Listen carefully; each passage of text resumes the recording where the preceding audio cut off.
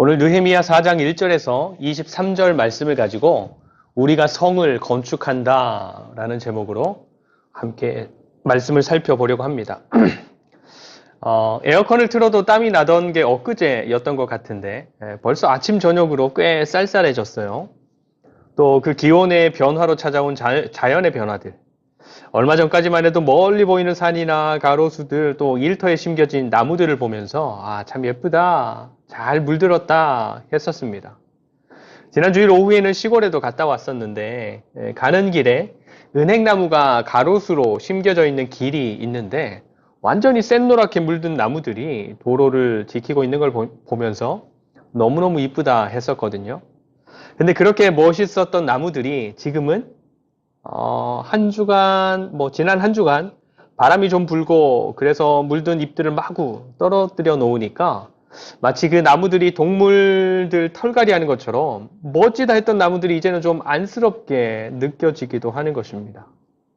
그래서 그런지 점점점 밤은 길어지고 낮은 짧아지지요. 마치 캄캄한 밤 시간을 점점 길게 늘려서 더 앙상해져 가고 그래서 안쓰러워 보일 수 있는 세상을 덮어주고 감추어 주려고 하는 것처럼 시간이 흐르면서 자연스럽게 우리가 마주하게 되는 환경의 변화입니다. 그런데 누구나 마주하게 되는 그런 변화, 환경들 속에서 어떤 사람들은 너무 추워졌다, 불평하고 어둡고 캄캄할 때 일어나서 일을 해야 된다고 투덜대고 아직 찾아오지 않았지만 더 추워질 앞으로의 날들을 미리 걱정합니다.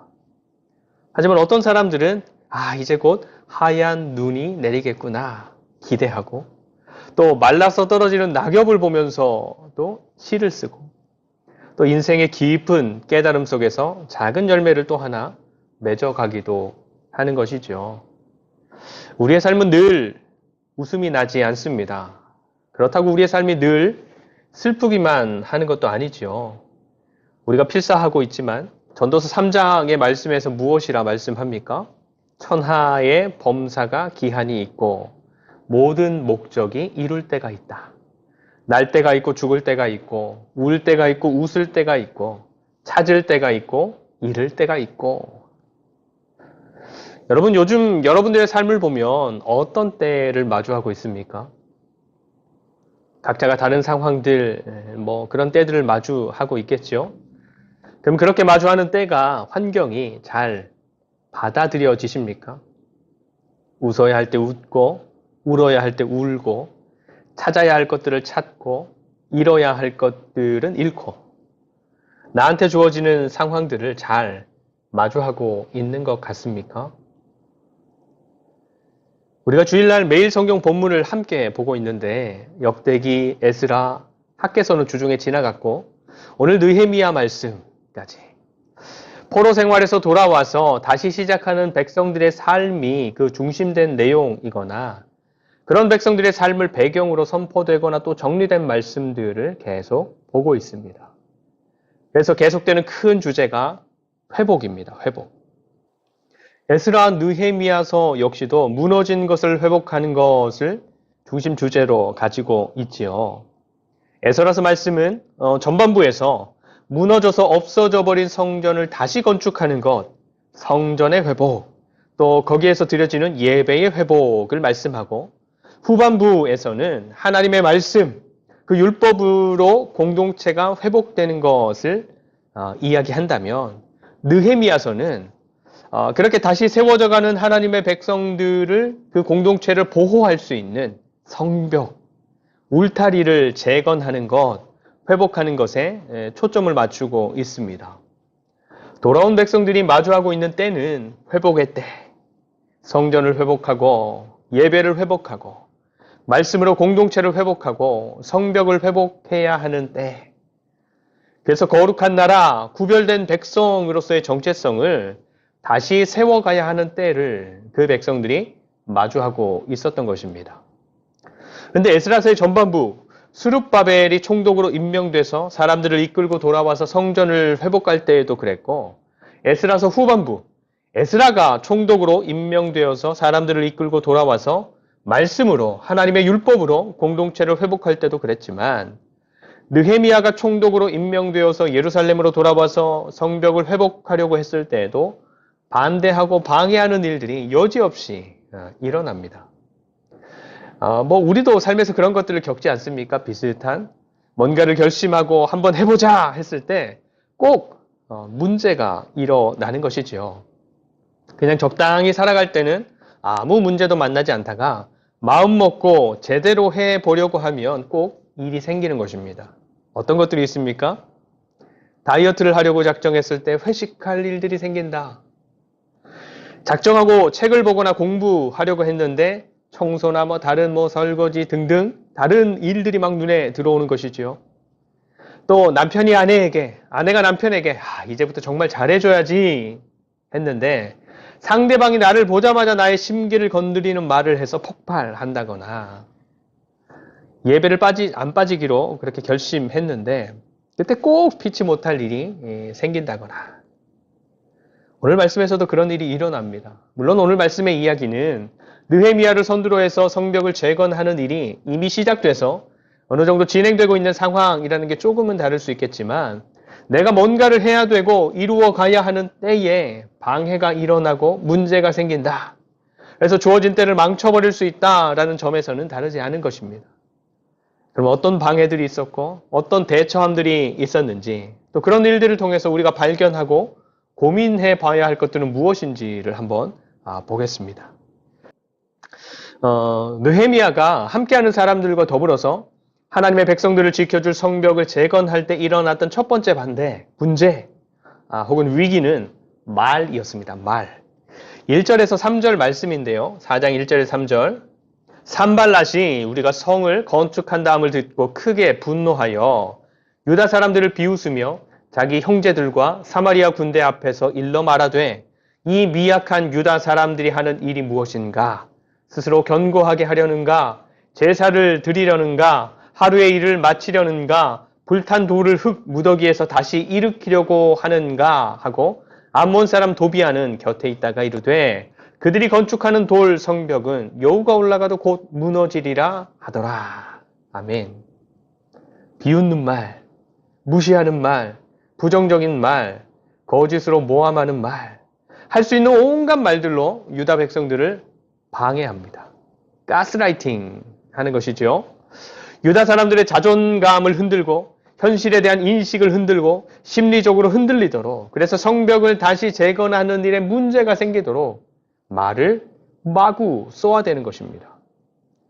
여러분 우리가 상대방에 대해서 가장 쉽게 실수하는 것들 중 하나도 말이고 내가 상대방에 의해서 가장 쉽게 상처받는 것들 중에 하나도 바로 말입니다. 말이라는 것은 돈이 많이 드는 것도 아니고 힘이 그렇게 많이 드는 것도 아니고 너무너무 쉽게 할 수 있지만 그 영향력만큼은 엄청난 무기가 되기 때문에 성벽 재건을 반대하는 사람들이 가장 먼저 꺼내들었던 것입니다.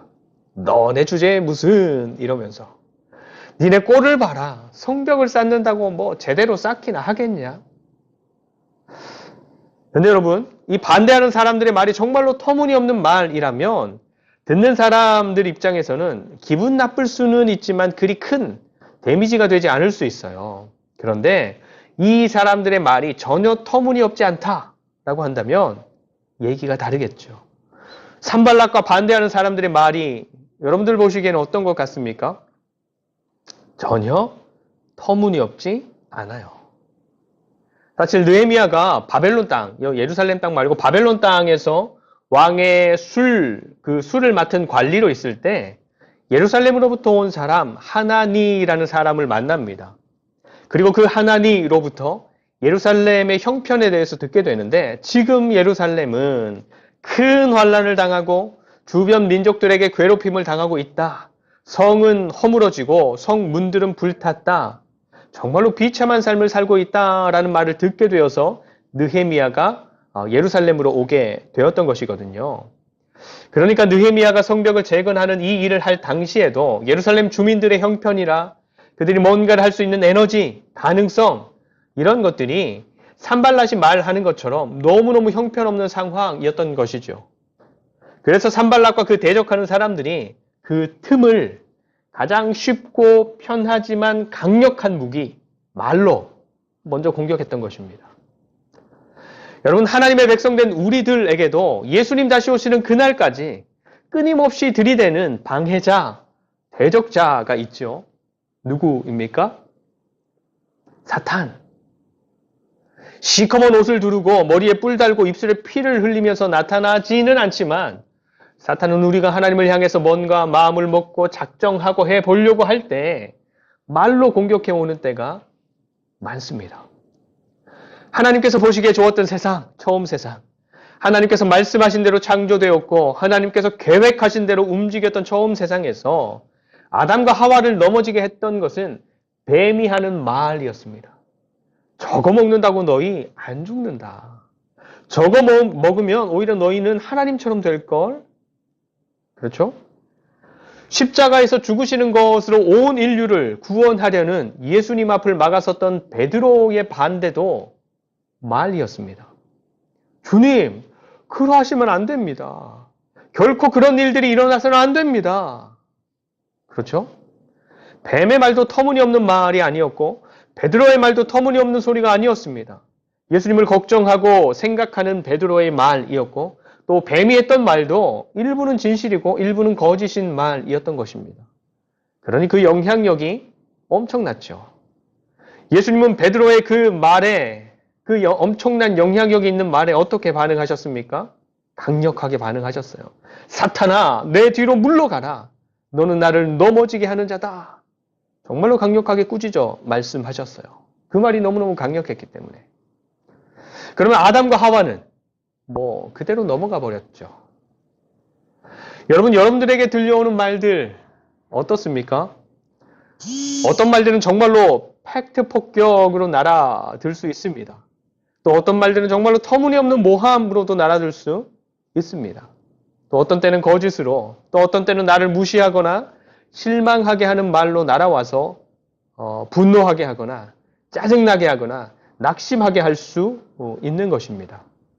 그런데 여러분, 이런 상황들을 마주하게 됐을 때 느헤미야가 했던 반응이 참 놀랍습니다. 4절과 5절 말씀인데요. 4절과 5절. 우리 하나님이여 들으시옵소서. 우리가 업신여김을 당하나이다. 원하건대 그들이 욕하는 것을 자기들의 머리에 돌리사 노략거리가 되어 이방에 사로잡히게 하시고 주 앞에서 그들의 악을 덮어두지 마시며 그들의 죄를 도말하지 마옵소서. 그들이 건축하는 자 앞에서 주를 노하시게 하였음이니이다 하고. 아멘. 느헤미야는 그런 말들에 이러쿵저러쿵 말하거나 반응하기 전에 먼저 그것을 하나님께로 가져갔던 것입니다. 하나님 들으셨죠? 하나님 들으셨죠? 저 사람들의 악함을 그냥 덮어두지 말아주십시오. 하나님께로 넘깁니다. 아무 대응하지 말라는 소리가 아니라 우선권을 하나님께 드리라는 것입니다. 근데 잘 안 됩니다.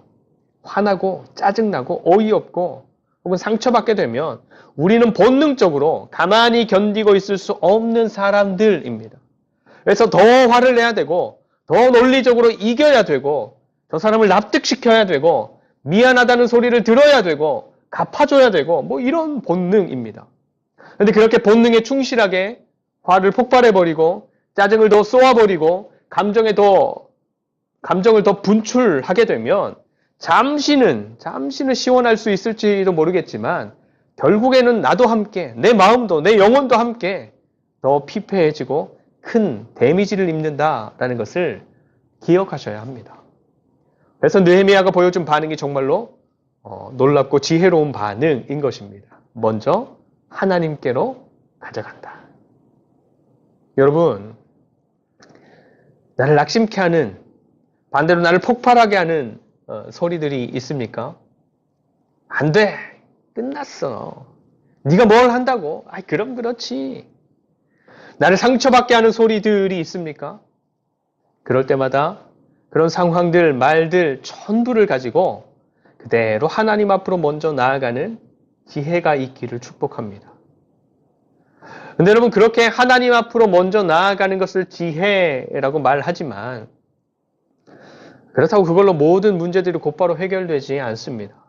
느헤미야의 경우도 그렇죠. 먼저 기도했어요. 지금 당하고 있는 모든 상황들을 하나님 앞으로 가지고 갔어요. 그런데 그걸로 됐다, 끝이다 하지 않고 그러면서 성벽도 계속 쌓아갔어요. 그런데 그렇게 하니까 어떻게 됐어요? 더 큰 위협과 더 큰 방해들로 되돌아옵니다. 7절과 8절. 7절과 8절.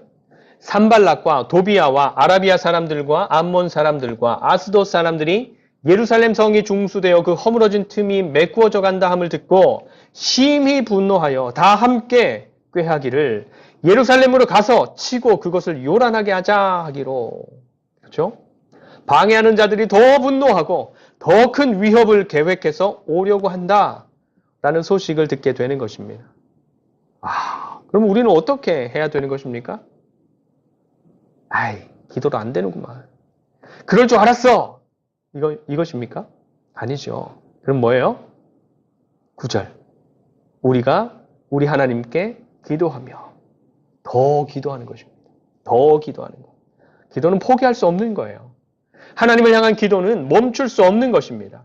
그래서 그 문제를 위해서 더 기도하는 것입니다. 그리고 그런 기도와 함께 9절 뒷부분 파수꾼을 두어 주야로 방비하는데 실제로 내가 할 수 있는 일, 방비하는 일도 주야로 더 강화하는 것입니다.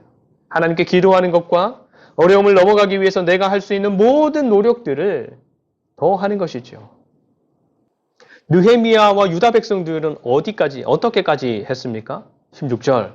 절반은 일하고 절반은 무기를 들고 경계하는 것입니다. 17절. 성벽을 재건하는 일을, 그러니까 공사를 하는 사람들이죠. 그 공사를 하는 사람들도 공사하면서 다른 한 손에는 뭐를 들어요? 무기를 드는 것입니다. 20절. 어디에서 공격당하지는 않는가. 그래서 우리가 이걸 버려두고 그리로 달려가야 하지는 않을까. 한시도 긴장을 늦추지 않는 것입니다. 그리고 21절에서 23절. 누구 하나 예외 없이 총독이었던 느헤미야까지 옷을 벗지 않고 편히 쉬지 않는 것이지요. 언제나 어디서나 무슨 일을 할 때에도 경기를 놓지 않는 삶을 살아가는 것입니다.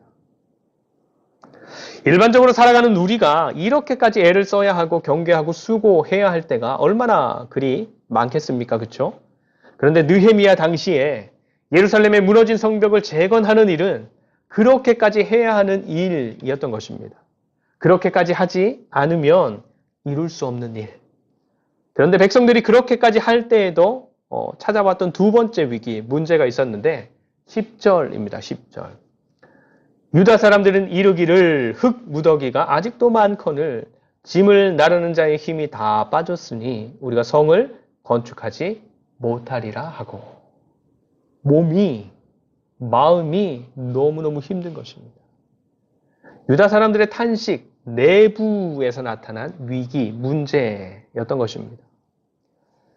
우리에게도 어떤 일들이 해결되지 않은 채 오래 지속되거나 어려움의 강도가 점점 더 세지게 되면 이런 위기가 찾아오지요. 어려움을 겪을 때 우리 내면에서 들려오는 소리들이 이런 것과 비슷하지 않을까 합니다.